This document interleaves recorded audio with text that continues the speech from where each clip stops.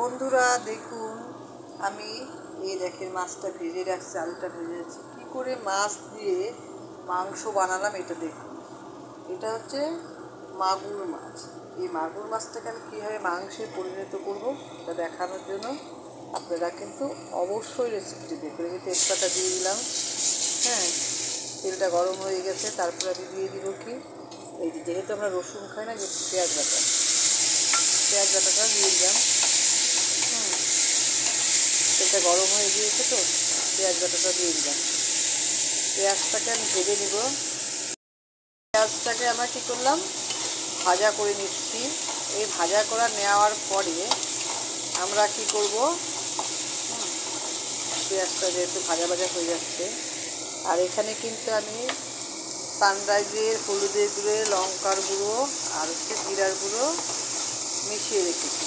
এটাকে এখন দিয়ে দিব। হ্যাঁ, এখানে আমি কি করলাম, হলুদের গুঁড়া, লঙ্কার গুঁড়া, জিরার গুঁড়োটা দিয়ে দিলাম।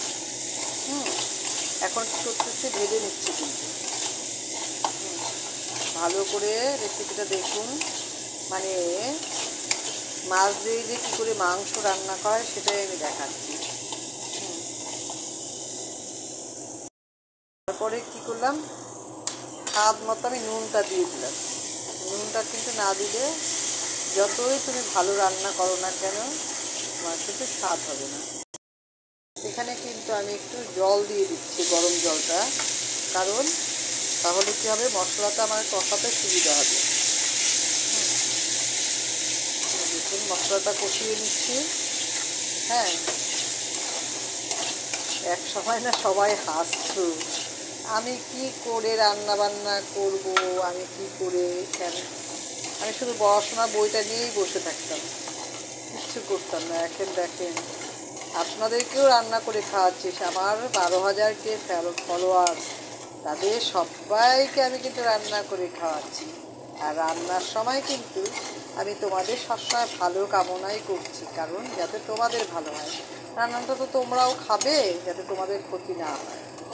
হ্যাঁ, এই যে দেখো, এই ভাজাটার সাথে আমি তোমাদের কি দিয়ে দিলাম, হলুদের গুঁড়া, লঙ্কার গুঁড়া, জিরার গুঁড়া দিয়ে নিলাম। এই দেখো এখন কি হচ্ছে, এই দেখো এখন কিন্তু তোমার এটা ফুটে উঠছে না, দেখছে তেল ছাড়ছে, দেখো তেল ছাড়ছে। আর এই যে আমি গরম জল বসিয়ে দিয়েছি, আর এটাতে আমি কষিয়ে কষিয়ে তোমাদের খাওয়াচ্ছি। কিন্তু বন্ধুরা, তোমরা আমাকে সেইভাবেই কিন্তু ভালোবাসাটা দিবে। এক হাতে মোবাইল নিয়ে তারপরে তোমাদের কত কষ্ট করে খাওয়াচ্ছি বলো। তোমরা কিন্তু আমাকে সাথ দিও, সাথ না দিলে হবে, তাহলে উৎসাহ না দিলে, যেমন নাকি আমরাও কিন্তু এখন বাচ্চা হয়ে গিয়েছি, বুঝলে তো, গুড পাওয়ার মতো। তোমরা যদি আমাদের গুড দাও আমাদের খুব ভালো লাগে, সেই কারণেই বলছি তোমরা কিন্তু গুড দিও। হ্যাঁ, ঠিক বললাম কি বন্ধুরা? আমি যে তোমাদেরকে কত ভালোবাসি বলেই কিন্তু তোমাদের প্রত্যেকটা ভিডিওতে আমি ভালোবাসা দিই।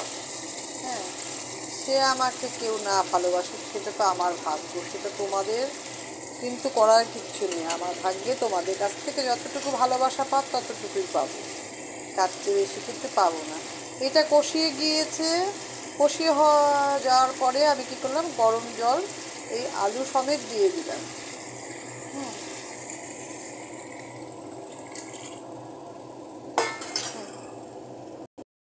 এখন কিন্তু টকবক করে ফুটে উঠছে কি, আমার মাংস ছাড়া মাংসের ঝোল। মাছ দিয়ে কী করে মাংসের ঝোলটা করলাম তোমরা সম্পূর্ণ রেসিপিটা দেখবে, তাহলেই বুঝতে পারবে।